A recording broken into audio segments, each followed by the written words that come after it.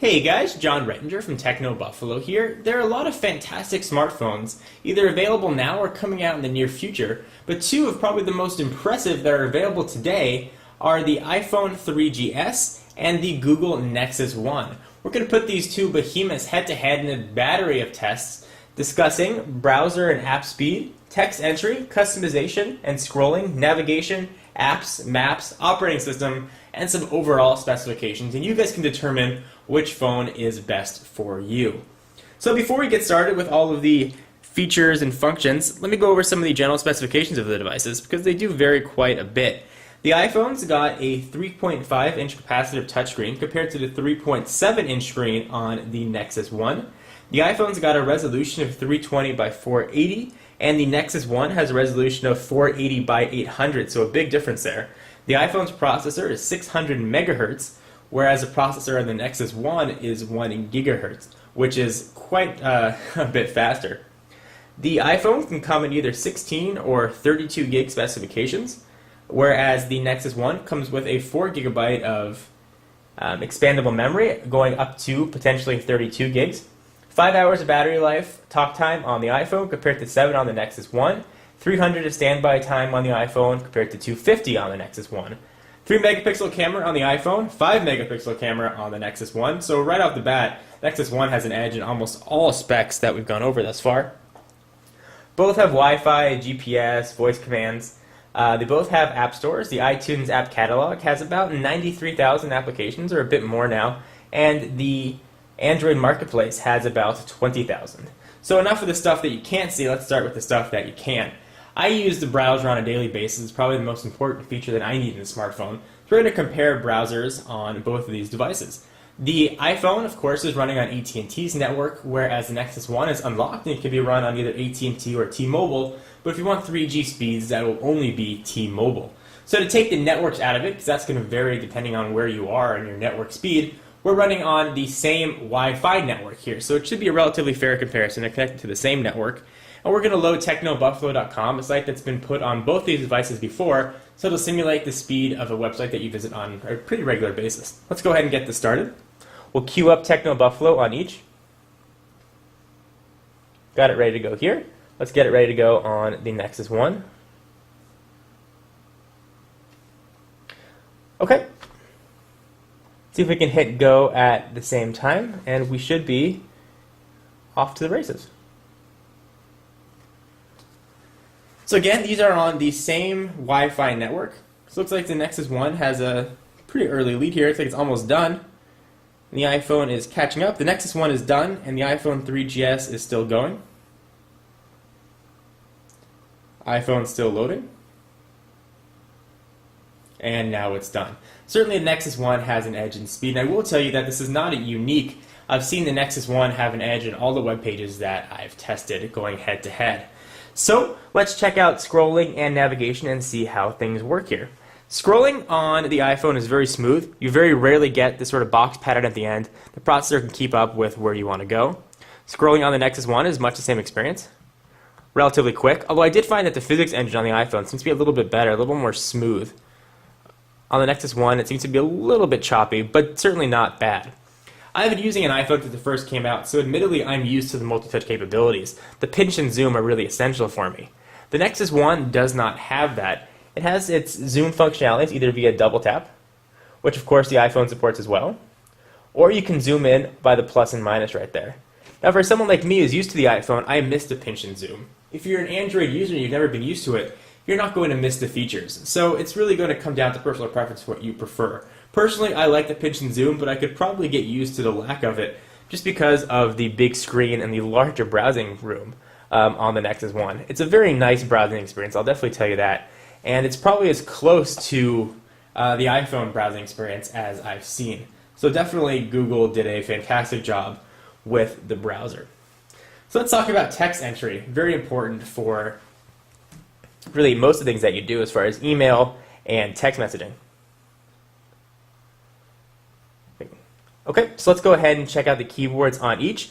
We'll start with the keyboard on the iPhone. Go ahead and open up the Notes application here, and we'll see how things work.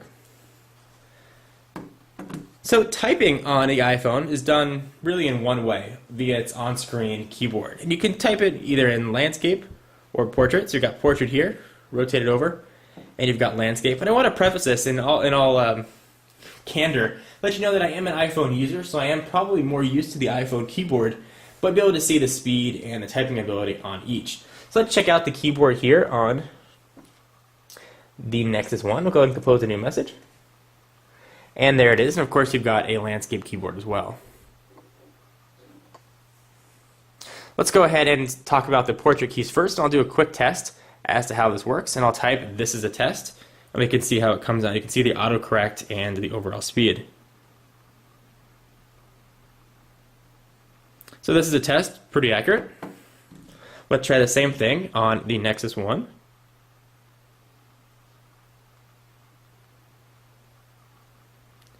This us a teat, so not quite as accurate, but again, I'm a little more used to the iPhone keyboard.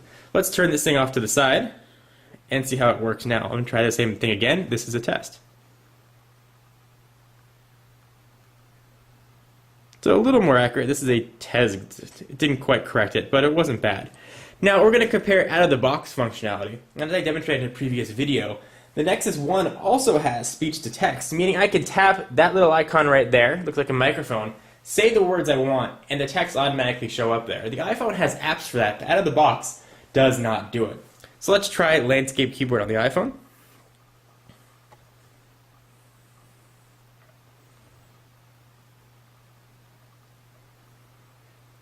So this is a test. I did spell something wrong, but auto-corrected it. So at the end of the day, I think it's going to come down to personal preference. I'm probably more accurate on the iPhone again because I'm used to it, but I could certainly see myself becoming as accurate on the Nexus One.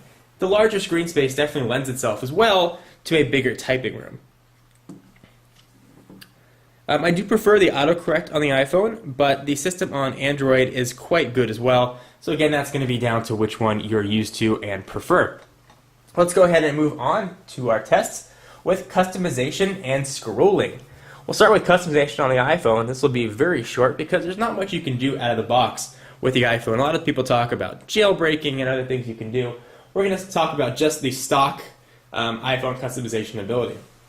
So the customization is pretty much limited to moving these rows of icons. I can move them anywhere I'd like, and I can manage them pretty simply. If I want to delete one, I just go ahead and hit the X. And that's really the extent of the customization that I can do on the iPhone, is move the icons to where they suit me best. On the Nexus One, for example, there's a lot more customization options that are available. Let me show you what those are. So for example, let's talk about home screens. I've got several home screens that I can use and manipulate. It's like I have several home screens of apps on the iPhone. However, these are not dependent on applications being there. I've got 5 home screens that I can choose from. You can see this one here doesn't have anything on it. So we'll start looking at this one. If I hold my finger down, I've got a ton of options that I can pick to help make this phone my own. I can pick application shortcuts. I can pick a variety of widgets, folders that I want to go through, or I can pick wallpapers, both live wallpapers like you're seeing here, the ones that move around, or static images. So I can definitely have much more customization on the Android operating system, much more. This one's not even close to what I can do. I can make this device really my own. Instead of keeping pace and keeping things fair, I can also move the icons around just like I could on the iPhone. On the iPhone, the applications are stored just on your desktop by a series of icons. Here on the Nexus One, they're stored in this folder right here, which is a little bit new. Gone is the drawer that slides up, and you now have a pretty cool 3D looking array of applications. You can move these really anywhere you'd like. When it comes to customization, this is a no-brainer. Android clearly comes out on top. And it gives you much more ability to sort of do what you'd like a little bit more. Let's go ahead and talk about navigation now on both devices. Navigation on the iPhone is an exclusive just to your finger. Really the only hard buttons that you use are the home button, the lock, and the volume on the side. There's really not much else. But for navigation, you're really only using your finger, and it works very well. It's smooth, it's crisp, and you really know where things are. Navigation on the Droid is a little bit different. Of course, your finger is still your main point of contact with the phone. You can navigate very smoothly and scroll through all your screens. Since you have a lot of home screens, a lot of customization options, if I wanted to go from the screen all the way to the left to the one all the way on the right, it could take some time. So as far as navigation goes, they've added a new feature into Android 2.1. If I hold down the little dots in the bottom left or right corner, I get sort of a WebOS car-looking interface that shows me each of my home screens, and I can jump very quickly to where I want to go. So there certainly are a lot more navigation shortcuts that you get with the Android operating system. On the iPhone, if I want to jump back to the home screen, I can just hit the button once and it'll jump me back. And I also have a universal search functionality. I can double tap the home button if I want to be brought into my calls, or I can set a shortcut for that, but that's really the extent of it. As far as navigation here, I can again use my finger, or I can also use the built-in scroll ball, which I don't find terribly useful, to be honest. One of the features that I really do want to talk about is email and text editing. That's something that I do quite a bit. So let me show you what that looks like here. We'll go back to the note that we made earlier. Now, if I want to edit it, so right there it says this is a test. If I want to take out the is, it's quite easy on the iPhone. I take my finger, I hold it down, I get that little magnifying glass, drag it where I want, and I can go ahead and do what I like with it. I can delete it, I can edit it, or I can copy or paste it. Pretty easy. Let me show you how this works on the Nexus One. So let me go back to the messaging application. If I want to get rid of that us right there, I can sort of tap it and try and get close. But I've got a fat finger on a little screen. I can use the scroll ball to go to where I want, but it's not quite as accurate as getting that magnifying glass and knowing exactly where you want to go. It's definitely a little more inaccurate on the iPhone, or on the Nexus One. Something that I definitely wanted to, for you to keep in mind and be aware of as you ponder your purchase. So let's talk about applications. Apps are a huge deal for the iPhone and Android, and they've both got thousands and thousands of choices. So you guys have probably seen the App Store on the iPhone. Let me show you what that looks like. There are right now well over 93,000. I believe it's close to 100,000 even applications right now. And the way the application store is set up is pretty simple. You can view by new, what's hot, or genius features. Check out by categories, top 25. And there are a ton of applications ranging from free to very expensive. And they certainly add a lot of additional functionality to the phone. And when it comes to app stores, there's really nothing better than the iPhone, in my opinion. But Android Market is a very close second, offering many, many more free applications. Let's take a look at Android Marketplace. You can see what that looks like. There's the icon right there, Market. And you've got a very nice looking interface. And you can view this by apps, games, or all your downloads. Let's go ahead and hit apps. And you can view it by all these different categories, and downloading is very quick and very smooth. You notice that scrolling is really fast on the Snapdragon processor. So let's take a look at how fast applications load and launch. Speaking of processor, so the iPhone 3GS certainly no speed slouch, and prior to the Nexus One launching, it was probably one of the quicker phones out there. So let's take a look at how fast standard applications open, things that you might use on a regular basis. Let's take a look at Calendar.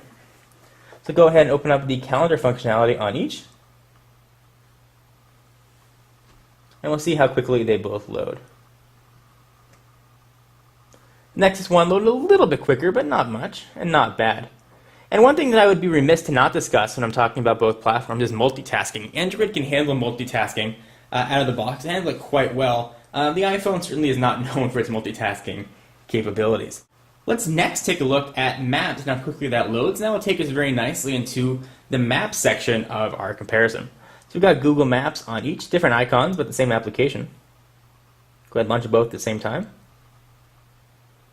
So load it up a bit quicker on the Nexus One, but not that much. Certainly nothing you're going to notice, but overall the speed is a little bit faster on the Nexus One. Certainly you can take advantage of multi-touch on the iPhone, and as far as zooming, you have to use the plus or minus magnifying glasses. As far as Google Maps goes, you get the same functionality right out of the box. However, there's additional functionality that's built into the Nexus One. Let me show you what that looks like. You get Google Maps navigation. You now get free turn-by-turn navigation. You can see sometimes I struggle with these buttons across the bottom that are touch sensitive. They don't always respond as well as I would like. Let me go ahead and open that up. And right out of the box, I get turn-by-turn navigation, which I've demonstrated in previous videos. It works very well. It'll say left turn on wherever you want to go, and it's free. On the iPhone, you have to either pay for an application or pay for a subscription. Certainly the edge clearly goes to the Nexus One when it comes to mapping.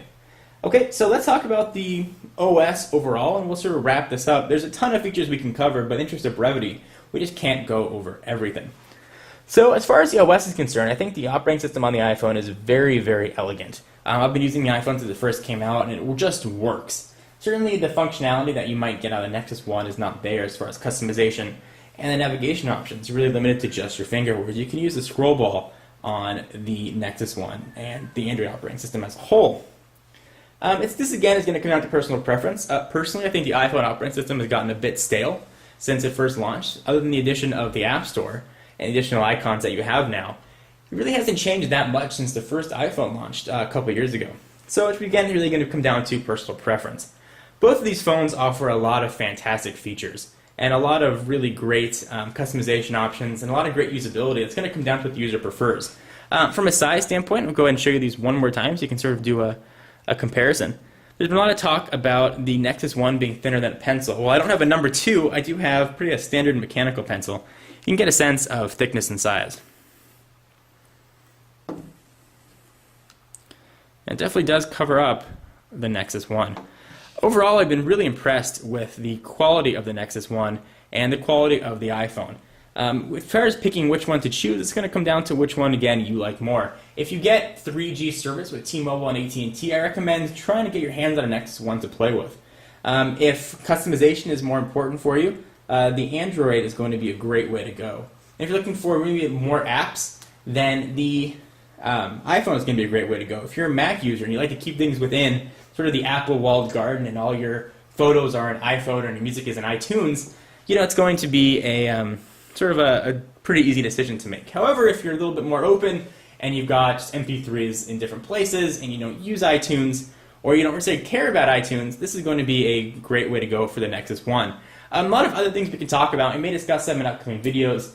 Camera quality and video playback and music downloads, because both have their own download stores. But for this version, we just focused on the browser, text entry, customization, scrolling, navigation, apps, maps, and operating system. Hope you guys enjoyed, and I hope to shed a little bit of light on and make the decision easier for you when it comes down to which phone you want to choose. The last thing I want to mention is pricing. Pricing on the iPhone 3GS is going to range, depending on whether you're on contract or not, anywhere from $199 to $599. And the same thing for the Nexus One. It'll run you as cheap as $179 or as expensive as $530. So I hope you guys enjoyed. I'm John Rettinger from Techno Buffalo. For all of your Nexus One and iPhone needs, be sure to check out technobuffalo.com. We're going to have a ton of coverage coming up. Hope you guys enjoyed. For exclusive content, you can check us out on Twitter, twitter.com/technobuffalo, or check me out at Twitter, twitter.com/John4Lakers. John Rettinger, and I'll see you in the next video. Bye-bye.